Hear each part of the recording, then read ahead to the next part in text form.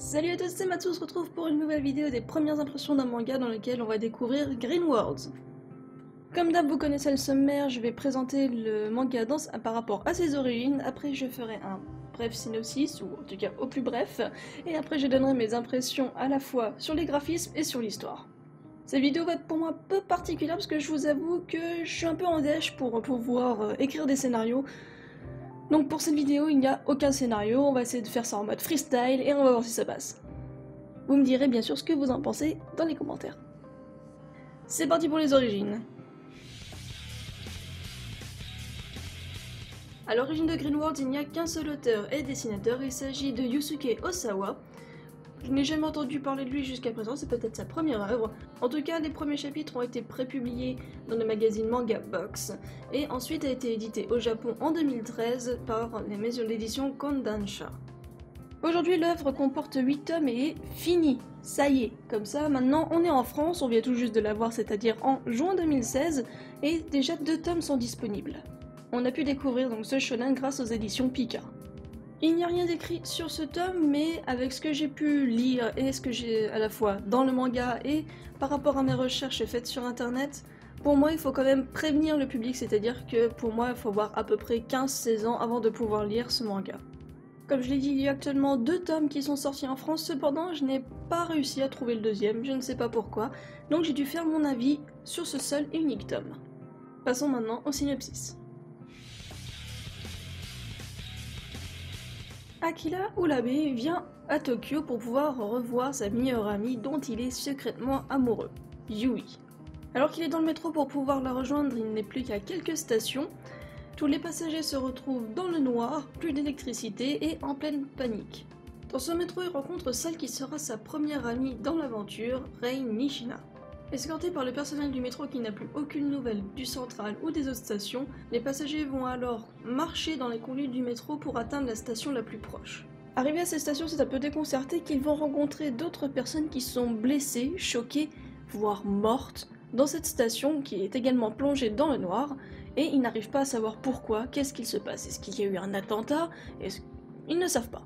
Comme Akira s'inquiète pour Yui, il décide de sortir de la station malgré les préventions des autres agents du métro, et c'est alors qu'il va découvrir ce qu'il se passe à la surface. La ville de Tokyo entière est recouverte de végétation. Il n'y a plus d'électricité, il n'y a apparemment plus personne dans la rue, mais il y a de la végétation partout. Akira essaye d'aider un jeune garçon qui est prisonnier d'une de ses plantes, il essaie de l'enlever, mais le garçon lui dit « Non, arrête, ne fais pas mal à ma mère ». Il prend un peu de recul et il se rend compte qu'effectivement cette plante a une forme humaine. Et c'est là qu'il se fait surprendre par une plante géante qui va clairement essayer de le bouffer. Après avoir assisté à ces horreurs, Akira, Rei et les autres survivants vont vivre cloîtrés dans la station pendant 3 mois. Ils n'ont aucune nouvelle, ils ne savent pas ce qui se passe à l'extérieur. Cependant, un problème d'acheminement des vivres va les contraindre à aller à la station la plus proche pour savoir ce qu'il se passe. C'est là qu'ils vont rencontrer un monstre humanoïde plante qui va les attaquer et essayer de les bouffer.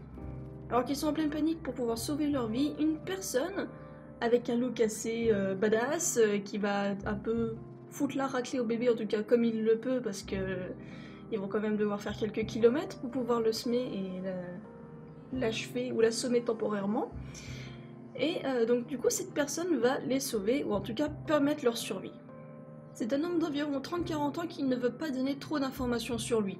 Nous, tout ce qu'on a pu voir, en tout cas, c'est qu'il a l'air d'être un homme sujet à un trauma post-traumatique, un peu à la manière d'un militaire qui a été à la guerre. Il a des terreurs nocturnes, il a des connaissances militaires et tactiques, ce qui lui permet de survivre face à ces monstres.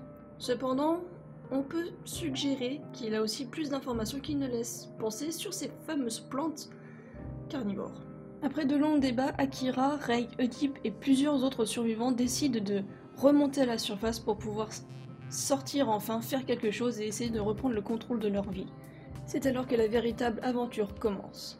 Vont-ils survivre à ces plantes carnivores? Vont-ils réussir à se frayer un chemin dans cette faune extrêmement dangereuse? Et Akira parviendra-t-il à retrouver Yui vivante? Comme d'habitude, on commence par la couverture, donc là on peut voir donc en bon gros le titre du manga, ensuite le nom de l'auteur, et après donc on a un artwork assez représentatif du premier tome. C'est-à-dire que je pense que pour chaque tome, on va voir le monstre principal qui va préoccuper les personnages.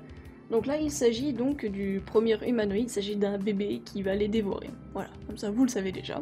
C'est un bébé géant, hein. C'est pas un bébé de 30 cm, hein, non, le truc qui fait 5-6 mètres. Hein.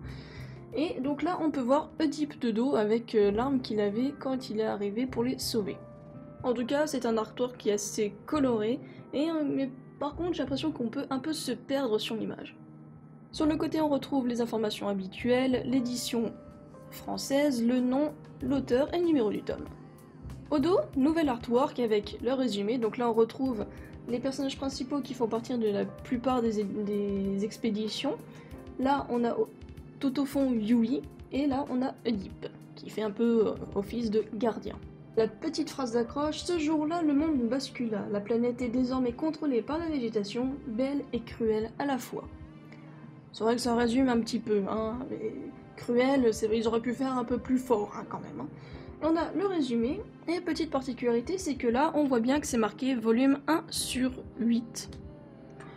Je vais jamais trop fait gaffe, je sais pas si c'est une habitude, peut-être parce que le manga est déjà terminé, donc Pika a pris la liberté de le rajouter. Mais moi, c'est la première fois que je vois ça. Je vous avoue, j'ai un petit coup de cœur pour le manga sans la couverture, car c'est exactement la même chose, sauf qu'on a le mot Words qui ressort en vert, donc ça rappelle les plantes, et en même temps, ça fait pas une couverture toute noire. Sur le côté, c'est exactement la même chose. Et au dos, pareil, le même artwork, donc sans le résumé, quoi que ce soit, puis avec le petit logo du manga, avec aussi Words en vert. Par contre, là, manque d'originalité. À la première page, on retrouve de nouveau le même fanart. Je trouve ça un peu dommage parce que ça fait un peu répétition. J'aime qu'on retrouve sur la première page, donc sur la couverture, la même chose que sur la protection, mais au bout d'un moment, il faut quand même un petit peu innover. On retrouve la page avec le sommaire, il y a en tout dans ce tome 12 chapitres. Je crois qu'il y a environ un petit peu moins de 115 chapitres en tout, donc sur les 8 volumes. Donc on peut voir que c'est un rythme assez soutenu. Il se passe pas mal de choses dans chaque chapitre. Comme régulièrement dans les mangas, les 3 premières pages donc, de lecture ont des dessins un peu plus, enfin des ombrages un peu plus poussés. Il y a un peu plus de relief, etc. Et après on passe à un manga avec un style un peu plus classique. Chose que je n'avais pas vu depuis longtemps, à la fin du manga on retrouve des fiches techniques ou caractéristiques sur les personnages. Donc là on peut retrouver, donc je vous avoue je me souvenais plus de son nom, Yui Konoshima. Voilà, on a un peu tous les noms des personnages avec leur mensuration, la date d'anniversaire. D'ailleurs, je suis assez étonnée qu'il n'y ait pas le groupe sanguin, parce que je sais que les Japonais aiment bien renseigner le groupe sanguin. Là, on a un petit peu à chaque fois avec un dessin de vue d'ensemble du personnage. Pour les cosplayers, ça peut être pas mal. Il manque juste les couleurs. Concernant les graphismes qui sont à l'intérieur, alors, on va dire, 2 possibilités. Enfin, il y a 2 étapes. Donc, d'un côté, on va avoir les dessins avec classiques, donc qui sont vraiment dans l'air du temps actuel, c'est-à-dire avec des visages qui sont avec des traits fins, des visages bien distincts, qui travaillent avec du noir, du blanc, un peu de gris, et particularité, les ombres sont souvent travaillées avec des hachures.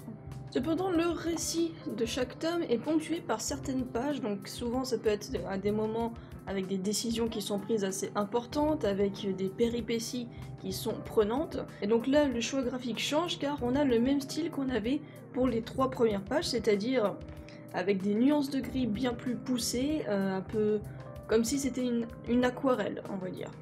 Pour le dessin, ça donne un peu plus de profondeur et ça met l'accent sur l'action qui est en train de se dérouler.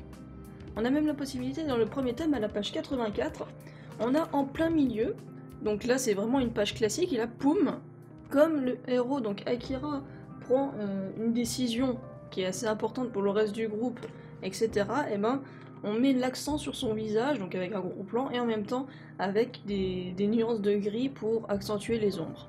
Concernant l'histoire, alors je vous avoue que l'histoire personnelle du héros, je m'en fous un petit peu, voilà, c'est un truc assez classique, c'est un héros qui veut retrouver la fille qu'il aime pour lui dire ses sentiments, c'est vraiment pas hyper palpitant. Je me concentre vraiment sur le pourquoi la végétation a pris le dessus sur l'homme, pourquoi elle est devenue carnivore, etc. Pourquoi et comment, c'est vraiment ça qui m'intéresse. Après, je vous avoue que le reste, ça m'intéresse pas beaucoup. Je préfère voir un peu aussi le background donc de Oedipe, car il est un peu plus... Il a vraiment un trauma post-traumatique, on sait pas pourquoi. Et donc du coup là ce serait déjà un peu plus intéressant, surtout qu'il fait un cauchemar en rapport avec Akira, donc est-ce qu'il y a une part de vérité, est-ce que ça va se réaliser? On ne sait pas. Et aussi vu que j'ai l'impression qu'en fait à chaque tome on va avoir un monstre particulier, j'attends de voir si chacun de ces monstres, j'allais dire végétatifs, ces monstres végétaux vont avoir quelque chose de particulier, est-ce qu'ils vont avoir des facilités, des compétences que tous n'ont pas. Franchement, c'est vraiment sur ça que j'attends, et aussi comment va se finir l'histoire. Est-ce que la végétation va disparaître? Est-ce que l'humanité va devoir apprendre à vivre avec cette végétation extrêmement dangereuse? Là voilà, c'est vraiment le seul intérêt pour moi de ce manga. Voilà, je vous aurais donné mes premières impressions donc, sur ce manga, Green World. Je vous avoue que au début je n'avais pas prévu de l'acheter, comme vous l'avez vu dans le haul numéro 5, je crois celui du mois de juin. J'avais pas prévu de l'acheter, mais on m'avait suggéré de le prendre, donc un vendeur m'avait suggéré de le prendre. Après, on m'avait aussi dit que ce serait le succès serait aussi prenant, enfin, un succès aussi grand que Attaque des Titans, mais je suis pas totalement sûre. C'est sûr que je comprends pourquoi lui il a ressenti ça, mais je suis pas sûre que ça plaise autant au public. Sinon on aurait déjà... Attaque des Titans a fait un gros tapage au moment de l'animé. Et là donc là on est encore à l'étape du manga. Nous en France on avait eu le manga d'Attaque des Titans après, il me semble, si je dis pas de conneries. Donc du coup je suis pas sûre que ça fera autant de tapage, cependant moi c'est vraiment une bonne découverte. Je remercie ce vendeur de me l'avoir conseillé. Après, niveau graphique, il n'y a rien à redire, c'est assez intéressant que sur certaines pages, pour accentuer les actions, plutôt que de faire des gros plans, de détailler, etc., les décors, de s'appuyer sur un style graphique différent.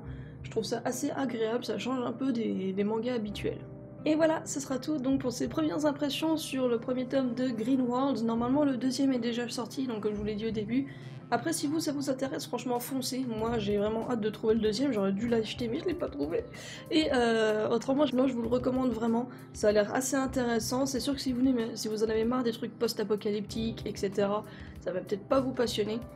Mais moi j'étais quand même assez intéressée par ce manga. Je ferai aussi des réactions certainement à chaque tome quand ils vont sortir, donc...